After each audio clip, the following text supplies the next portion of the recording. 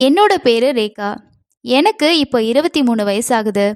நான் காலேஜில் second year படிச்சிட்டு இருக்கப்போ வீட்டில் நல்ல வரன் வந்திருக்கு.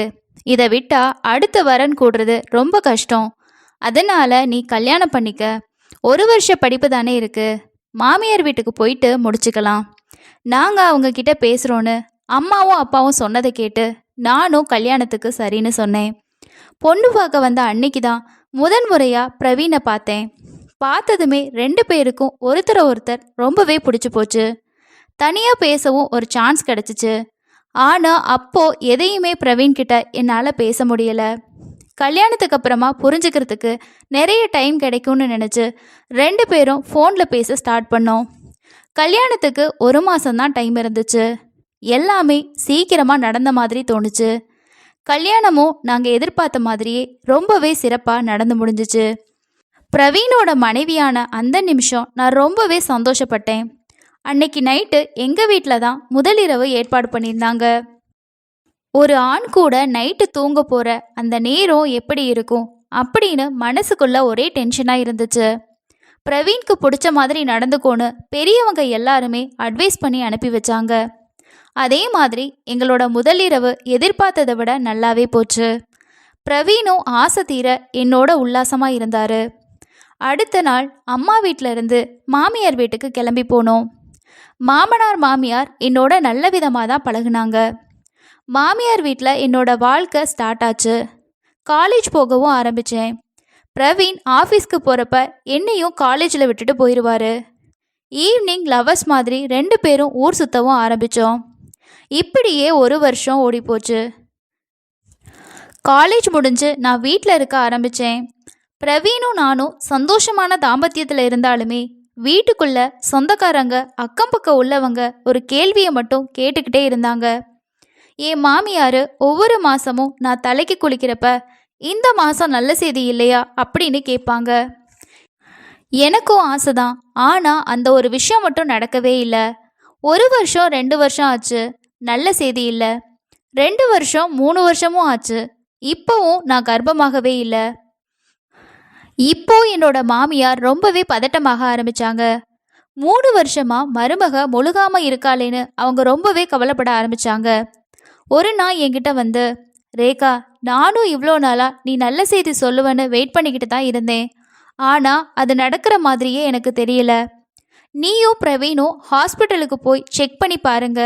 இனிமேலையும் குழந்தைக்காக பார்த்துக்கிட்டே இருக்க முடியாது, இன்னிக்கே போங்கன்னு சொன்னாங்க. மாமியார் சொன்னதை கேட்டு அன்னைக்கு ஈவினிங்கே நானும் ஹஸ்பண்டும் ஒரு ப்ரைவேட் ஹாஸ்பிட்டலுக்கு போனோம். அங்கே எங்கள் 2 பேருக்கும் நிறைய டெஸ்டெல்லாம் எடுத்தாங்க. அதில் தான் பிரச்சனை எனக்கு இல்லை, என்னோட கணவருக்கு தான் இருக்குன்னு எனக்கு தெரிய வந்துச்சு.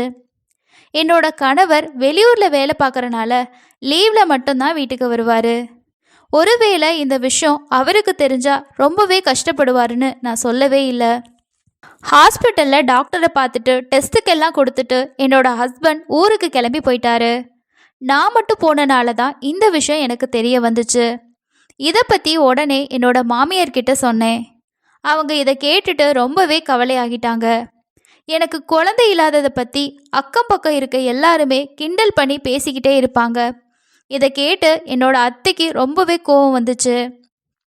நானும் என்னோட மாமியார் இந்த பிரச்சனையை சால்வ் பண்ணுறதுக்காக ட்ரீட்மெண்ட் எடுக்கலான்னு சொல்லுவாங்கன்னு நினச்சேன். ஆனால் அவங்க சொன்னதை கேட்டு ஒரு நிமிஷம் எனக்கே அவ்வளோ ஷாக்காக இருந்துச்சு. மாமனார்கிட்ட மாமியார் கணவருக்கு இருக்கக்கூடிய பிரச்சனையை பற்றி சொல்லியிருக்காங்க. அதை கேட்ட அவரும் ரொம்பவே வருத்தப்பட்டிருக்காரு. மருமக வயிற்றுல நம்ம குடும்ப வாரிசு வரணும், அதுக்கு நீங்கள் தான் ஏதாவது பண்ணணும்னு சொல்லியிருக்காங்க. இதை கேட்ட அவரும் நான் என்ன பண்ணுறது, ட்ரீட்மெண்ட் எடுக்கட்டும், அப்போ சரியாகும் தானேன்னு சொல்லியிருக்காரு. இதுக்கு என்னோட மாமியார், அதுக்கெல்லாம் ரொம்ப நாள் வெயிட் பண்ணணும், அது வரைக்கும் அக்கம் பக்கத்தில் உள்ளவங்கள என்னால் சமாளிக்க முடியாது, அதனால நீங்கள் மருமக கூட உறவு வச்சுக்கிட்டா சீக்கிரமே அது நடக்கும், நமக்கும் நம்ம வாரிசு வந்துடும்னு சொல்லியிருக்காங்க. இதை கேட்ட அவர், உனக்கு என்ன பைத்தியமா, மகனோட மனைவி கூட நான் எப்படி அப்படி இருக்க முடியும், அதெல்லாம் தப்பு, என்னால் முடியாது அப்படின்னு சொல்லி மறுத்திருக்காரு. ஆனால் மாமியார் பேசி பேசி அவரோட மனசை மாற்றிருக்காங்க. என்கிட்ட சொன்னால் நான் ஒத்துக்க மாட்டேன்னு நினச்ச அவங்க நைட் டைமில் எனக்கு பாலில் தூக்க மாத்திரையை கலந்து கொடுத்து மாமனாரை ரூம்க்கு அனுப்பி வச்சிருக்காங்க. எனக்கு சுயநினைவே இல்லாதப்ப மாமனார் என் கூட தினமுமே உறவு வைக்க ஆரம்பிச்சிருக்காரு. இதுக்கு மாமியார் ஃபுல் சப்போர்ட் பண்ணியிருக்காங்க. ஒவ்வொரு நாளுமே காலையில் எழும்புறப்ப உடம்பெல்லாம் யாரோ அடிச்சு போட்ட மாதிரி ரொம்பவே வலியாக தான் இருக்கும். ட்ரெஸ் எல்லாம் கலைஞ்சிருக்கும். சில நாள் இதை நான் பெருசாக எடுத்துக்கவே இல்லை. இப்படியே 2 மாதம் ஓடி போச்சு. என்னோட உடம்புல ஒரு சில மாற்றங்கள் வந்ததை நான் உணர ஆரம்பித்தேன். அடிக்கடி எனக்கு வாந்தி, மயக்கம், ரொம்பவே டயர்டாக இருக்க மாதிரி ஃபீல் பண்ண ஆரம்பித்தேன். ஒரு டாக்டரை கன்சல்ட் பண்ணோன்னா பரவாயில்ல அப்படின்னு நினச்சி ஈவினிங் டைமில் ஹாஸ்பிட்டலுக்கு போனேன். அங்கே டாக்டர் சொன்ன விஷயம் எனக்கு ரொம்பவே ஷாக்காக இருந்துச்சு. வாழ்த்துக்கள், நீங்கள் அம்மா ஆக போகிறீங்க அப்படின்னு சொன்னாங்க. இதை கேட்டதுமே என்னால் சந்தோஷப்படவே முடியலை. ஹஸ்பண்ட் பக்கத்தில் இல்லை, இருந்தாலும் அவருக்கு பிரச்சனை இருக்கப்ப நான் எப்படி அப்படின்னு யோசிச்சுக்கிட்டே அங்கேருந்து வீட்டுக்கு கிளம்புனேன். டாக்டர் சொன்னதை பற்றி என்னோட மாமியார்கிட்டையும் சொன்னேன்.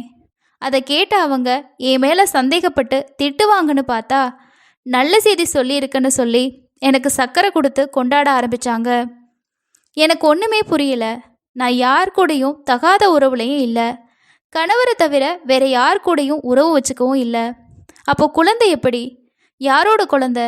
இதை யோசிச்சு எனக்கு தலைவலியே அதிகமாகிருச்சு. மாமியார் பிரவீனுக்கு கால் பண்ணி இந்த விஷயத்தை பற்றி சொல்கிறாங்க. அவரும் ரொம்பவே சந்தோஷமாக கிளம்பி வரேன்னு சொல்கிறாரு.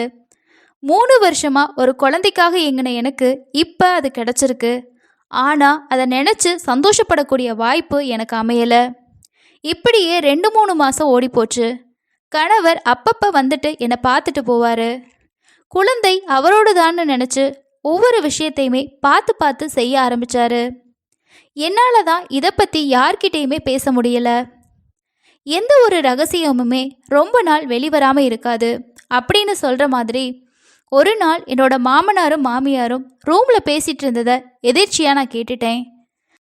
இப்போ இருக்க மெடிக்கல் ஃபெசிலிட்டிஸில் குழந்தை பிறக்க எவ்வளவோ ட்ரீட்மெண்ட்ஸ் இருக்குது, அதை ட்ரை பண்ணி இருக்கலாம்.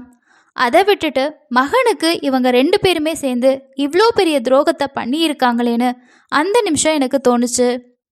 உங்கள் மூலமாக மருமக வயிற்றில் நம்ம குடும்ப வாரிசு வந்தது எனக்கு ரொம்பவே சந்தோஷம். குழந்தை வந்துட்டா யாரும் நம்ம பையனை தப்பாக பேச மாட்டாங்க. அவனுக்கும் அப்பாவான சந்தோஷம் கிடைக்கும். இது எல்லாமே உங்களால் தான் நடந்துச்சு. மருமகளுக்கு தெரியாத வரைக்கும் ரொம்ப நல்லது. இந்த ரகசியம் நம்மளோடையே போகட்டும் அப்படின்னு 2 பேரும் பேசிகிட்டு இருந்தாங்க. இதை கேட்ட எனக்கு பயங்கரமாக கோவம் வந்துச்சு. உடனே இதை பற்றி கேட்டு அவங்க 2 பேர்கிட்டையும் சண்டை போட ஆரம்பித்தேன். உண்மை தெரிஞ்சதை நினச்சி ஃபஸ்ட்டு அவங்க பயந்தாலும் அதுக்கப்புறமா 2 பேரும் சேர்ந்து என்னை மிரட்ட ஆரம்பித்தாங்க. இதை பிரவீன்கிட்ட நீ சொன்னால் நீ தான் வேற யாரோடையோ கள்ள உறவு வச்சு அதில் வந்த குழந்தை தான் இது. அதை மறைக்க தான் இப்படி ஒரு பொய் சொல்கிறேன்னு சொல்லுவோம். பிரவீன் நாங்கள் சொன்னால் கேட்பான். உனக்கு இந்த வீட்டில் இருக்கணும், பிரவீனுக்கு மனைவியாக வாழணும்னு நினச்சா குழந்தைய பெற்று வளர்க்குற வழியை பாரு. இல்லைனா உங்கள் அம்மா வீட்டுக்கு போய் வாழா வெட்டியாக தான் இருக்கணும். இந்த குழந்தை பிறந்தா யாரோட குழந்தை இதுன்னு கேட்டு டெய்லியுமே ஊரில் இருக்கவங்க, அக்கம் பக்கத்தில் இருக்கவங்க, சொந்தக்காரங்கன்னு சொல்லி எல்லாருமே கேள்வியாக கேட்டு உன்னை சாகடிக்காமல் விட மாட்டாங்க. யார் மூலமாக வந்திருந்தா என்ன, இது இந்த வீட்டு வாரிசு தானே அப்படின்னு என் மாமியார் என்னை மிரட்டினாங்க. அதுக்கப்புறம் நானும் நல்லா யோசித்தேன். இப்போ 9 மாதம், குழந்தைய ஒன்றும் பண்ண முடியாது. இவங்க பண்ண தப்புக்கு இந்த குழந்தை என்ன பண்ணும்? அதை நம்ம தண்டிக்கவும் முடியாது.